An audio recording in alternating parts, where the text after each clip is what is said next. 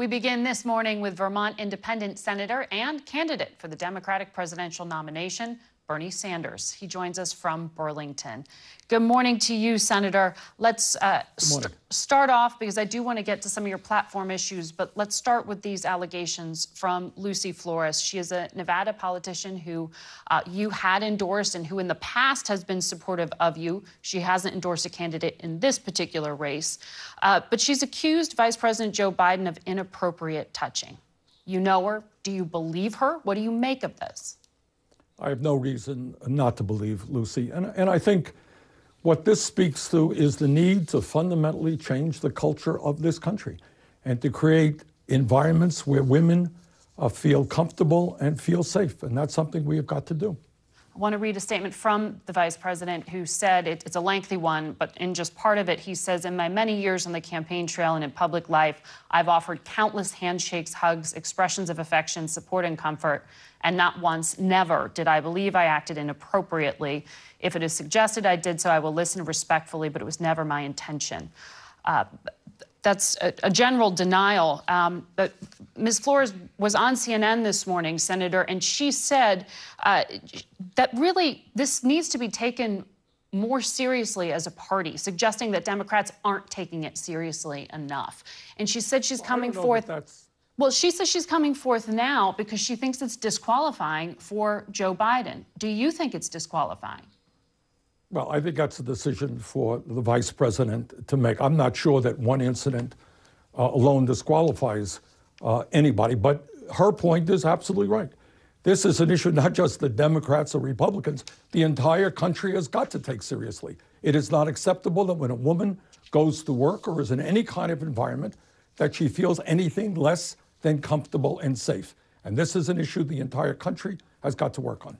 And I know your own campaign has had some reckoning with this as well in the past. And Margaret, we have established the strongest protocols to prevent this from happening of any campaign in history. I want to get to the issue of health care. The president this week said he wants the courts to strike down Obamacare, the Affordable Care Act. But to be fair, Senator, you want to replace Obamacare, too. You want to replace it with Medicare for All, this government-run, government-financed program. So if the courts strike down the ACA, does that ultimately help you? No. Look, yes, Trump has an idea on health care. His idea is to throw 32 million Americans off of the health insurance they have, doing away with insurance for kids who are 26 years of age or younger who are on their parents' plans, doing away with the protections that the ACA has for pre-existing conditions, Margaret. That means if you have cancer, you have heart disease, you have diabetes. If Trump gets his way, the cost of health insurance for you will be so high that many people literally will not be able to afford it. Thousands of people will literally die. That's Trump's health insurance plan. My plan's just a little bit different. I think we should join the rest of the industrialized world, guarantee health care to all people as a right, and the absurdity of the United States spending twice as much per capita on health care as any other nation, while our life expectancy is actually going down and our health care outcomes are worse than many other countries. And by the way, we pay by far the highest prices in the world for prescription drugs. Margaret, let me make a campaign promise to you, and you can repeat this, play this tape over if I'm elected president. And that is, if I am elected president, I'm going to cut prescription drug costs in this country by 50% so that we are not paying any more than other major countries are paying. Maybe we can do better than that. Because we will look at the average costs of prescription drugs in Canada, the UK, Germany, Japan, and France. Well, we will look at their average costs, which are 50% lower than they are in the United States, and we will do that. And if the pharmaceutical industry, if the pharmaceutical industry, which made the five major companies made $50 billion in profits last year, they pay their CEOs outrageous compensation packages. If they don't like that, they will take a look at their patents. When are you going to reintroduce your Medicare for All plan in this Congress? So you've already got people supporting it. We're going to do that within the next couple of weeks. Next couple of weeks. We are going to do, yes. So, and by the way, when we do that, What we understand is that it is just not acceptable that 30 million Americans have no health insurance, and even more are underinsured with high deductibles and high copayments. So where we are right now, I'm sorry, go ahead. So I want to also ask you, though, because we have what the president is calling a crisis at the border. He's threatening to shut down portions of it this week. He has given the order to cut off aid to Central American countries. Do you think this helps? Do you think this hurts? And can Congress stop this cutoff in aid? Well, we're going to do everything we can to stop it. It's totally absurd. Look, you have How can you stop terrible, it? The State Department says they're already trying to enact the cuts. Well, you can stop it by overriding what he is doing and making sure that we fund these programs. Look, here is the story. You have a terrible humanitarian crisis. You have women and children traveling 1,000 miles or more, often by foot, in order to escape the violence and poverty in their countries.